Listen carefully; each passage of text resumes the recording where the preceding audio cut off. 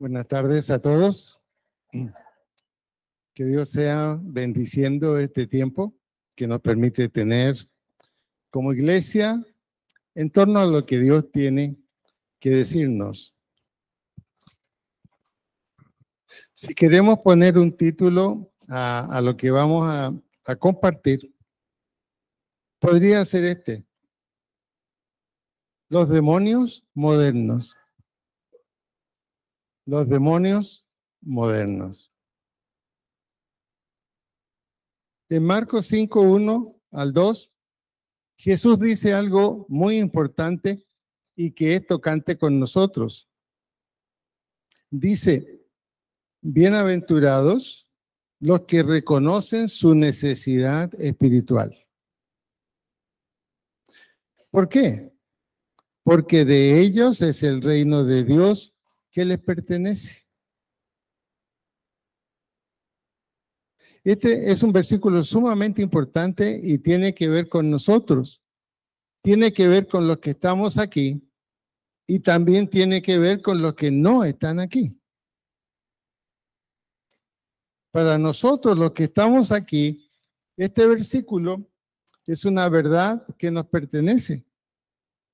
Bienaventurados los que reconocen su necesidad espiritual.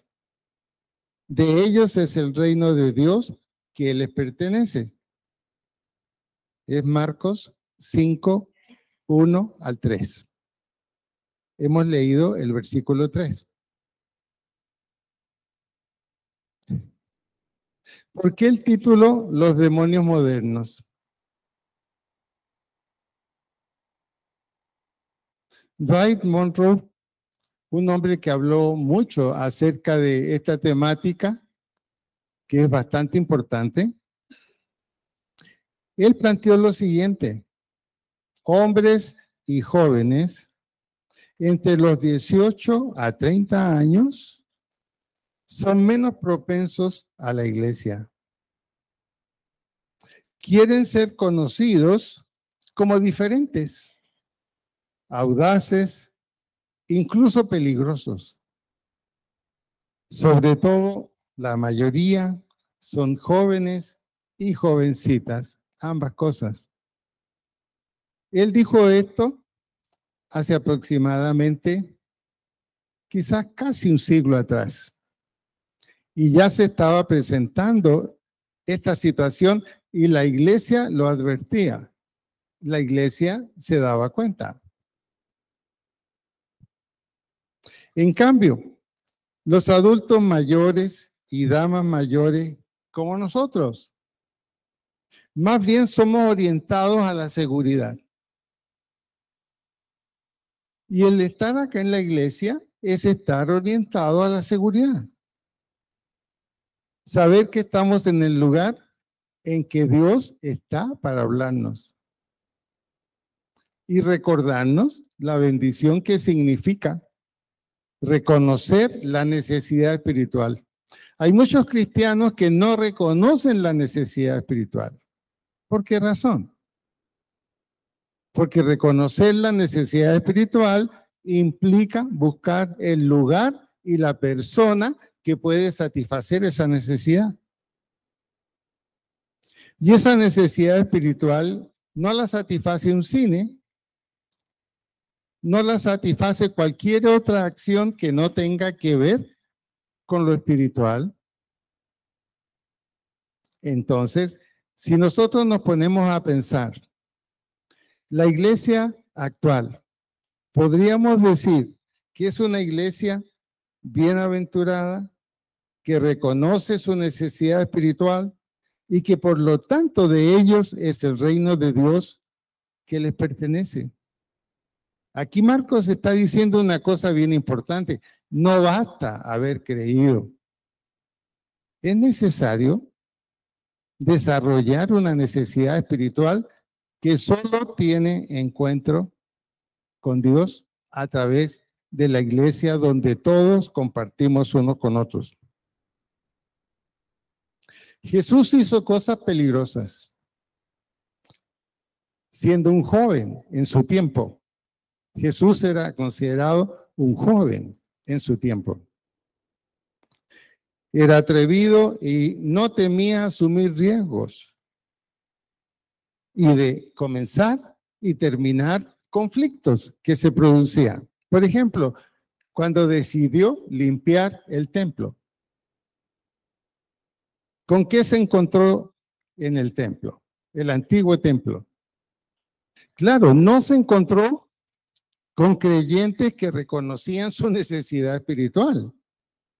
Obviamente para ellos no fue la promesa, al contrario, fueron sacados a latigazo limpio, pero Jesús no golpeó a la gente, golpeó y obligó a los animales a salir del templo. Ese era el carácter que Jesús tenía. Le tocó también a Jesús muchas veces hablar muy fuerte con sus propios discípulos. Cuando vio que sus discípulos se salían de la línea que él había establecido, les hablaba fuerte y les llamaba la atención. Y les recordaba lo que significaba perder la bendición que Dios tiene para aquellos que le recibieron y que confían en él. No es extraño, por ejemplo, cuando miramos el crecimiento del islamismo radical. Sus líderes se preparan para conquistar el mundo. Esa es su meta. Y lo quieren conquistar para su religión. No les importa sufrir cualquier problema.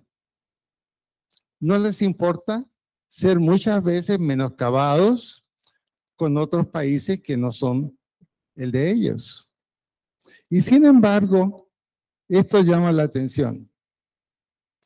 Para ellos, para los islámicos, el suicidio se ve como la más alta entrega a su Dios. Los cristianos no tenemos eso. Pero para ellos, tener que estar enfrentando un ataque que va a terminar con la vida de ellos no vacilan en suicidarse para una ofrenda a su Dios. A tal punto es cómo están ellos dispuestos a hacer todo lo que sea para que su creencia, su cuerpo espiritual sea conocido por todas las personas, ya sea que lo acepten o que no lo acepten. En cambio, nosotros somos los ángeles especiales. Tenemos vacaciones todos los tiempos, todo el tiempo. Pero es fácil que veamos la gran diferencia entre una creencia que no es la correcta, pero que sí ha tomado el corazón de quienes creen y actúan como tales. Nosotros vemos que el mundo está en conflicto, pero ¿qué acción tomamos? ¿Qué acción tomamos? Todas las barbaridades que están pasando en Colombia, la gran cantidad de gente que muere cada día y muere de mala manera. ¿Y nosotros qué hacemos? ¿Estamos dispuestos? ¿Estamos dispuestos, como el islamismo radical, a hacer todo lo posible para que esta ciudad conozca y finalmente logre creer en lo que nosotros creemos? ¿Estamos dispuestos? Mientras no estemos dispuestos, los demonios modernos están haciendo de las suyas. Y todas esas ideas tan terribles que vamos viendo que se hacen en nuestro país, uno se pregunta, ¿será posible que un colombiano que tiene cierta característica como persona sea capaz de llegar a hacer lo que está haciendo? Es muy difícil creer que solamente es una idea de él. que un grupo de indígenas, por ejemplo, estén dispuestos a matar a alguien que no tiene armas, que no tiene nada, cortarle el cuello y tenerlo una hora para que sea admiración de todos. Yo no creo que sea el corazón del colombiano, de ninguna manera. Hay algo que está influyendo en las mentes de estas personas. Definitivamente. Algo que le está llenando de odio, de rabia, de envidia y de querer tener ellos la última palabra y el último peso. Nosotros estamos tranquilamente a veces en nuestras casas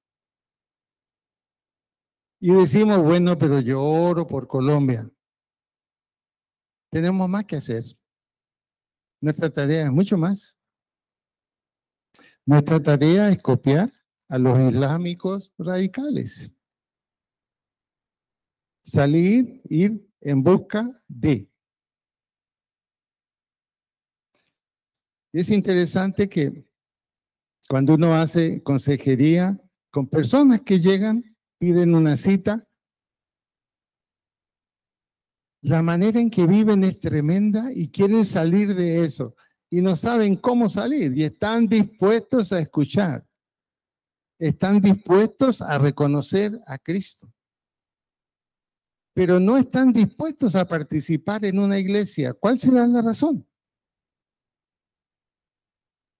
¿Será que a lo mejor no somos suficientemente activos, suficientemente amigables?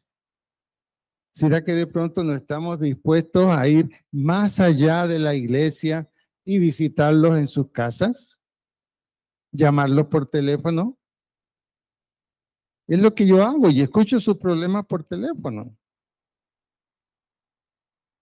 Y poco a poco, como que van confiando en que los cristianos sí estamos interesados en la gente. Y eso necesitamos hacerlo y recuperarnos. Estamos en una profunda guerra y esta guerra es espiritual. Está en toda Colombia y en nuestro lugar, en Cali. Si miramos la Biblia, la respuesta es: no tenemos lucha contra sangre ni carne. Hay huestes de maldad en las alturas. Yo estoy seguro que cada uno de nosotros tenemos una hueste de maldad allá arribita, esperando pillarnos desprevenidos. Cuando ese pase, ¿dónde te encontrará a ti? ¿Aquí? ¿O te encontrará haciendo la labor afuera? Es algo en lo que tenemos que pensar, hermanos, definitivamente. Yo doy gracias a Dios por todos los estudios que hacemos. Pero ya es hora que tengamos como una especie de dolor de estómago y botemos todo lo que sabemos. Ya es hora de eso.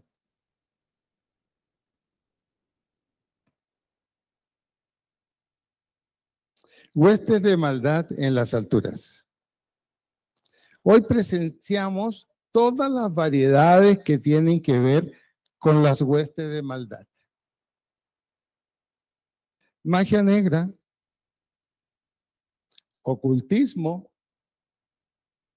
drogas, sexo libre, pornografía, cambios de sexo. Esa es toda la muestra que tenemos ahora. ¿Y de dónde viene esa muestra? Uno dice, bueno, son personas que lamentablemente han equivocado el camino, pero quizás lo han hecho como consecuencia de algo que ha tomado sus mentes y sus vidas.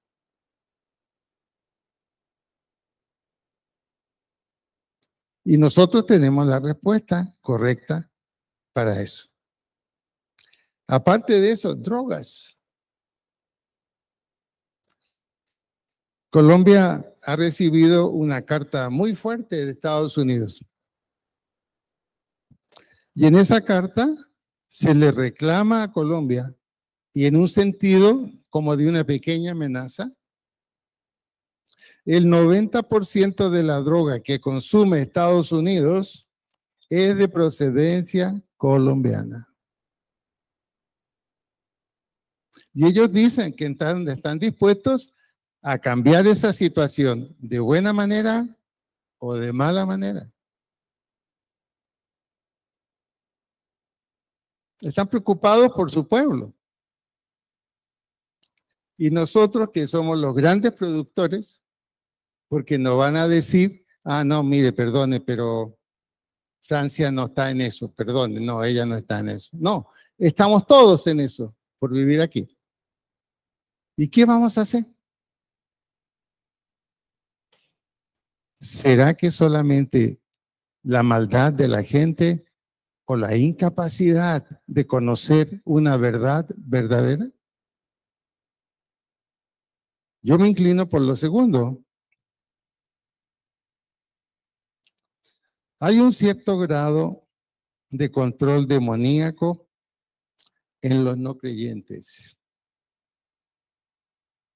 En Efesios 2:2 dice, el espíritu que ahora opera en los hijos de desobediencia.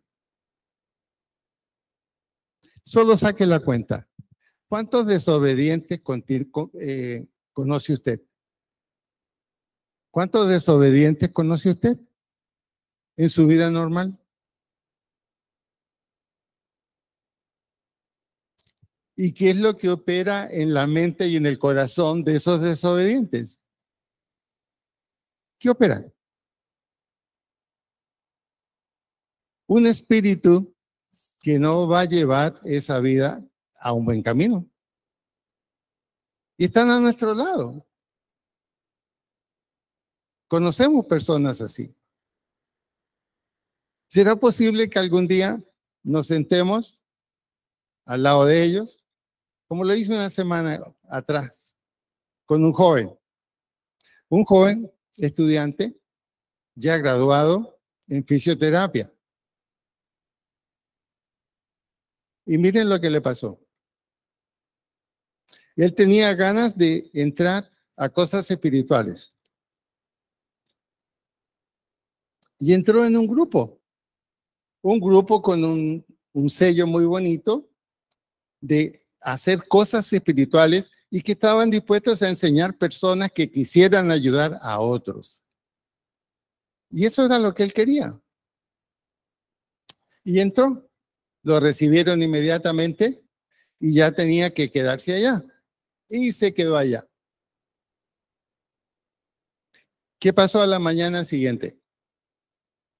Lo primero que hizo fue hablar con el director. Y el director le dijo, ¿en qué te puedo servir? Y él con mucha vergüenza le dijo, anoche mientras yo dormía, dos compañeros me sujetaron, me obligaron y abusaron de mí. Y él le decía al director, ¿pero cómo? Si ellos también vinieron aquí por lo mismo que yo. Y el director dijo, estoy seguro que fue fulano y fulano, ¿cierto? Y eso le dolió más a él. ¿Qué hacían esas dos personas ahí?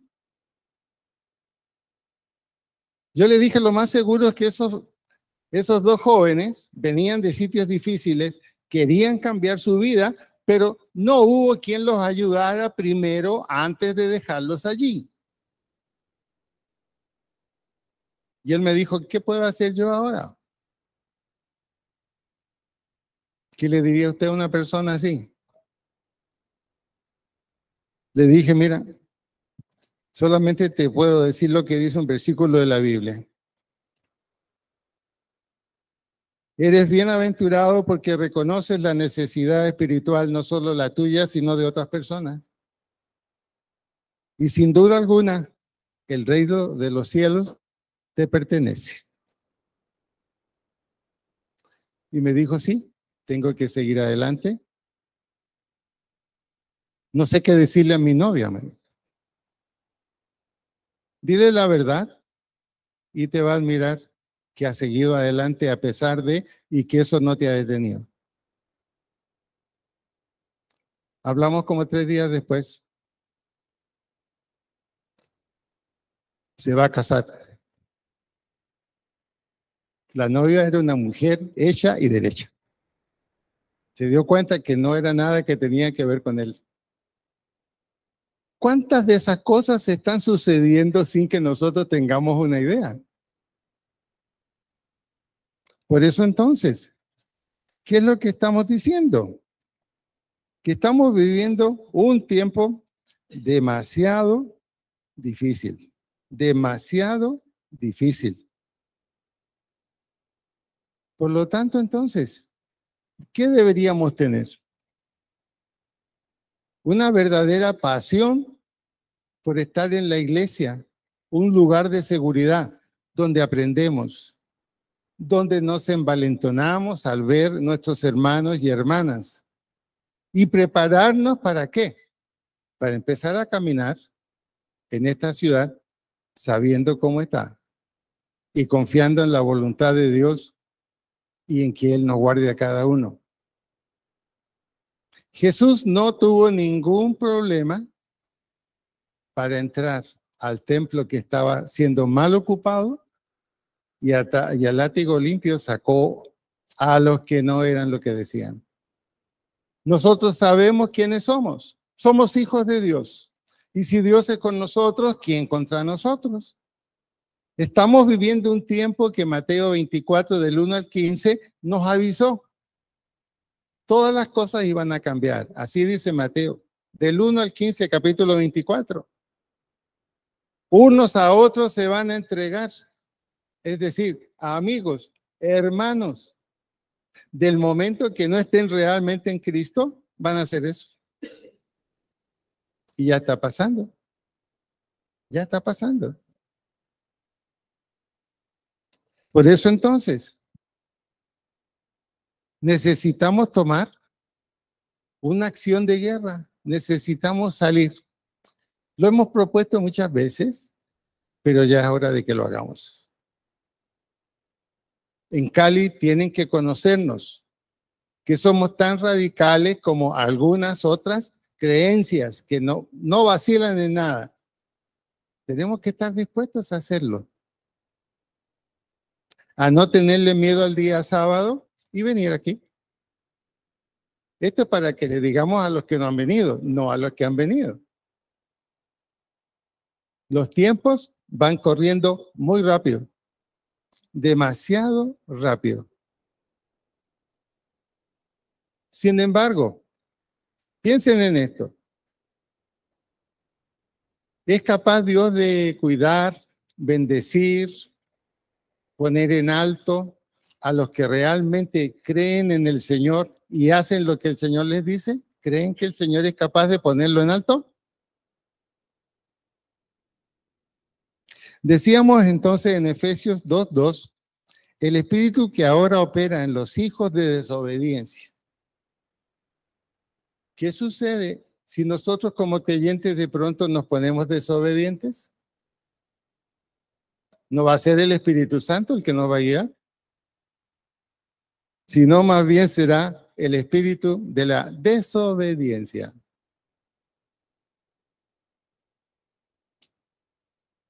Por lo tanto, entonces,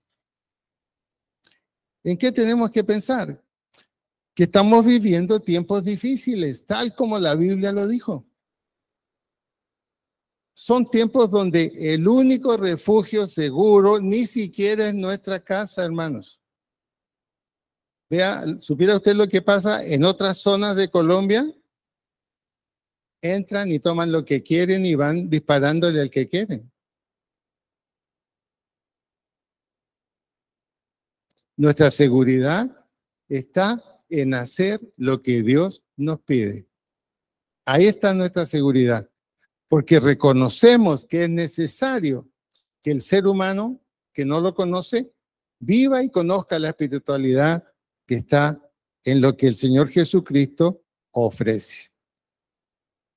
Por lo tanto, entonces, como dice la Biblia, En los últimos tiempos habrán espíritus demoníacos. Y después que los cristianos se vayan, será peor. Un espíritu demoníaco llamado el anticristo será el que tome el poder del mundo. Imagínense, el poder del mundo. Veamos cómo opera un espíritu demoníaco. Primero, convence a un hombre o a una mujer de no creer en Dios. Si usted mira mucho la televisión, verá que allí lo que se hace, a ver si logran empujarlo a usted a hacer lo que allí hacen como una muestra.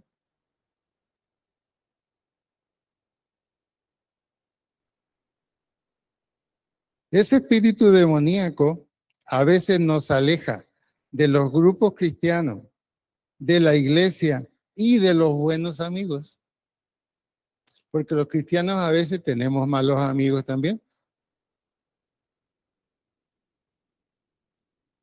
Y hay un poder muy fuerte que nos aleja y nos permite decir, ¿qué tipo más interesante? He decidido estar con él. Se nos impulsa, si estamos en esa situación, a una vida sin reglas espirituales. Sin reglas espirituales. Y ese espíritu demoníaco permite que desarrollen una total inmadurez espiritual. Los convence de algo increíble. Los convence que no hay pecado, solamente son errores. Solamente son errores. Mentira, una mentira diabólica. El pecado es pecado. Y si mi hijo peca, yo no le puedo decir, tranquilo, es un error, ya vas a aprender. Y si yo sé que es un pecado lo que está haciendo porque hizo lo que sabía que no debía hacer. No son errores. No son errores. ¿Por qué nos da miedo llamarle al pecado pecado? Pecado. Un hijo cristiano que ya no volvió más a la iglesia e incluso no tiene una vida con sus padres demasiado cercana, sino muy de tarde en tarde. No es un error, es un pecado. La pregunta es, ¿por qué lo hacemos o por qué lo permitimos?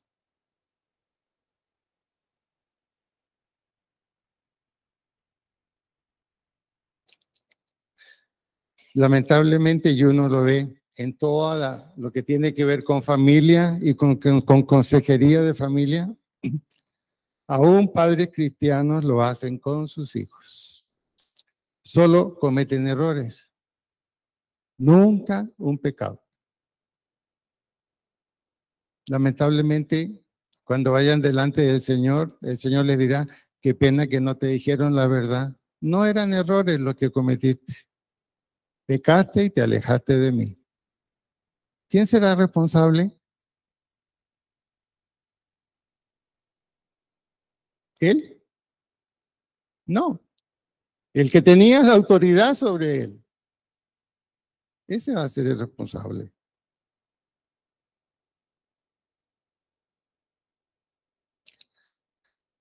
Nuestra vida cristiana, tenemos que decirlo, en gran parte hoy en día, no muestra gran diferencia con amigos y gente conocida. Parece que tenemos un convencimiento total, que ya no hay pecado, ya hemos creído en Cristo y suponemos que el Señor ya nos salvó. Ahí nos quedamos. Son solo errores. No, Señor. Se establece un problema crítico en la sociedad occidental. Esta es la causa de la soledad. Cuando uno se aleja de la verdad, se queda solo, aunque esté acompañado. Repito, cuando uno se aleja de la verdad, Se queda solo, aunque esté acompañado. Frente a esto, entonces, ¿por qué la iglesia cristiana no abre su boca y presenta al Señor Jesucristo? Número 1, vergüenza. Número 2, miedo. Y número 3, inseguridad. El demonio nos conduce de tal manera que nos convence.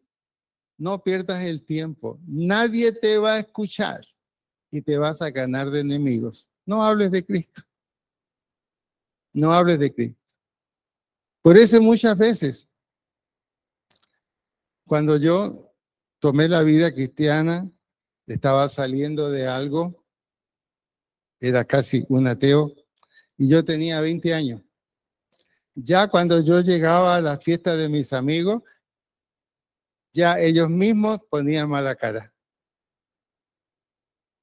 No, ya llegó este, hay cosas que no vamos a poder hablar, ni poder contar, ni tampoco hacer. Yo les decía, tranquilos, mejor me retiro. Pero le quiero decir una cosa a ustedes. Si ustedes no aceptan al Cristo que yo acepté, seguirán en los problemas que tienen. Los invito a que se junten conmigo mañana y conversamos. Nunca lo hicieron. Pero yo no fui responsable de lo que pasó después con ellos. A eso es lo que tenemos que llegar.